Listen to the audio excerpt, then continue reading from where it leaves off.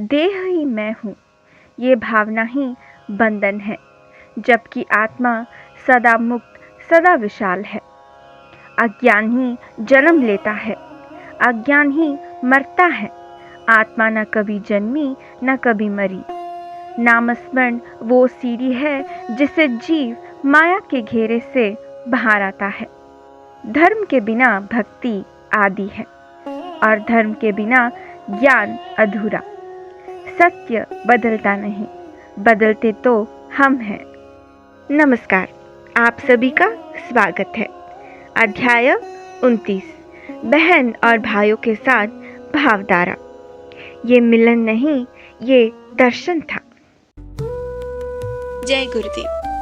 प्रेम से बोलिए सद्गुरु श्री रामकृष्ण महाराज की जय। लगभग 950 दिनों तक बिना किसी आर्थिक सहायता के, बिना किसी संबंधी के स्पर्श के, हिमालय के असंतुलित और कठोर पर्यावरण में शरीर को तपस्या में झोंक दिया। शरीर से परे स्थित तत्व के यथार्थ ज्ञान के साथ वे बॉम्बे शहर लौट आए। इस महायोगी महाराज ने कल्याण में पाद स्पर्श करके भूमि को पावन किया।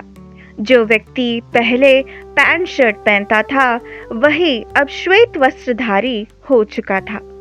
ऐसा लगता था मानो भगवान का साक्षात स्वरूप ही धरती पर अवतारित हुआ हो। नाम स्मरण के सच्चे आनंद में स्थित महाराज काला तालाब राम मंदिर में ठहरे। उन्होंने सभी संबंधियों को पत्र के माध्यम से संदेश दिया। पत्र का विषय था, मैं आपके घर नहीं आऊंगा, अगर मिलने की इच्छा हो तो राम मंदिर आ जाइए। दीपावली बलिपाड्यमी के दिन द्वारका कटवाकर के घर पोस्टमैन पत्र लेकर आया। घर में केशव ने पत्र लिया और पढ़ते ही उछलने कूदने लगा। त्योहार के उल्लास के साथ यह आनंद का समाचार मिलते ही केशव के लिए पूरा घर रंगमंच बन गया। अंदर से माँ द्वारकाबाई बोली, केशवा, इतना क्यों नाच रहा है? क्या हुआ तुझे? केशव ने अंदर जाकर पत्र पढ़ते हुए बताया कि महाराज मुंबई आ गए हैं। यह सुनकर द्वारकाबाई का हृदय आनंद से भर आया, क्योंकि जिस भाई को उसने माता पिता सम्मान माना था, उस बहन को अचानक ऐसा लगा जैसे ना निगल पाने वाला अमृत मिल गया हो। द्वारकाबाई ने तुलसी भाई, कलावती, अरविंद और अपने सभी बंधुजनों को फोन करके भाई के आने का समाचार दिया। सभी संबंधियों को ऐसा लगा जैसे भगवान स्वयं मिल गए हो। सब लोग शीघ्रता से काला तालाब राम मंदिर की ओर निकल पड़े। रिश्तेदारों की इस उत्साहित भीड़ को देखकर आसपास के लोग भी आश्चर्य से जुड़ गए। उधर राम मंदिर के बाहर दाहिने ओर के चबूतरे पर निर्मल, स्थिर, ध्यानमग्न आसन में महाराज विराजमान थे। श्वेत वस्त्रधारी महाराज के सिर के बाल कंधों के नीचे तक लहराते थे। सामने कमंडलू, ऊर्ध्व दृष्टि और पितामह सदृश दिव्य स्वरूप दृष्टिगत होता था। महाराज के दर्शन में आश्चर्य की भी परे आश्चर्य था। विनय भाव से सभी संबंधी निकट आए। जैसे ही देखा, रक्त संबंध वाली बहनें और रिश्तेदार भाव विभोर हो गए। आंखों से आनंद के अश्रु बहने लगे।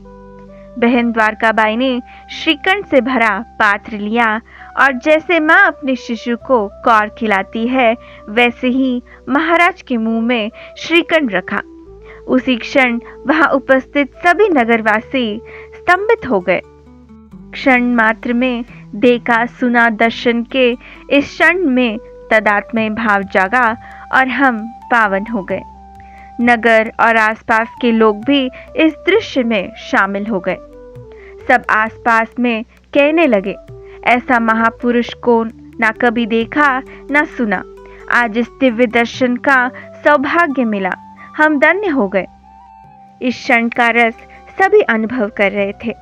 द्वारकाबाई अपने भाई को भगवत स्वरूप मानकर भाव समाधि में डूब चुकी थी। आंखों से मोतियों जैसे आंसू गिर रहे थे और हाथ निरंतर महाराज के मुंह में श्रीखंड रख रहा था। यह आनंद मानो आकाश तक उड़ गया हो। लगभग 25 मिनट के बाद महाराज ने सबको नीचे बैठने को कहा। गुरुवाणी ने सभी के मन को शांत कर दिया। महाराज ने शरीर और संबंधों पर उपदेश देना आरंभ किया। सृष्टि के आरंभ में केवल एक आत्मा थी। उस विशाल आत्मा के एक अंश में माया उत्पन्न हुई और आकार बना।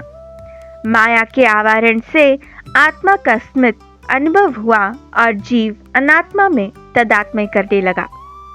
कालांतर में जीव अपने मूल स्वरूप को भूल गया, गुणों को ही स्वयं मानकर अज्ञान में डूब गया। यही अज्ञान जन्म मृत्यु के बंधन का कारण बना। रक्त संबंध केवल आभास है, आत्मा पर अज्ञान का आवरण। देही मैं हूँ, यह अहंकार जीव को बांधता है। विशाल आत्मा पर अविश्वास के कारण मन संकल्प विकल्प में उलझता है। तपस्या का सामर्थ्य हो फिर भी देह बुद्धि आए तो ज्ञानी भी माया में फंस जाता है। सत्य वही है जो कभी नहीं बदलता। विवेक से माया नष्ट होती है। यह केवल पुण्य से ही ग्रहण होता है। पुण्य प्राप्त करने के लिए नाम स्मरण, धर्म और सामाजिक मर्यादों का पालन आवश्यक है। धर्म छोड़े बिना भगवान प्राप्त नहीं होते। यह कहकर महाराज ने सभी को उनके घर विदाई दी।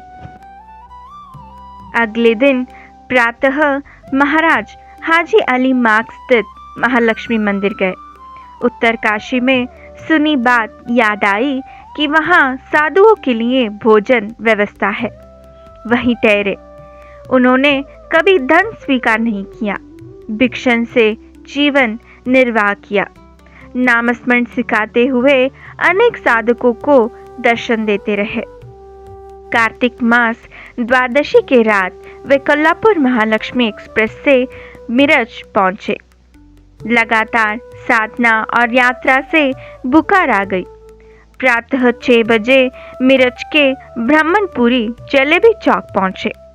मौली महल में प्रवेश करते ही लक्ष्मीबाई ने पुकारा, भाऊजी आ गए। सब काम छोड़कर सभी एकत्र हो गए। आरती उतारी गई, पुष्प अर्पित किया गया। भगवत स्वरूप सजीव मूर्ति को नमन किया गया, पर बुखार बढ़ता जा रहा था। डॉक्टरों ने जांच करके उपचार किया। 13 नवंबर 1981 को थोड़ा विश्राम लेकर सायंकाल कुर्ची मार्ग से यल्लट्टी पहुंचे। यल्लट्टी पहुंचते समय रात 10:15 बज गए थे।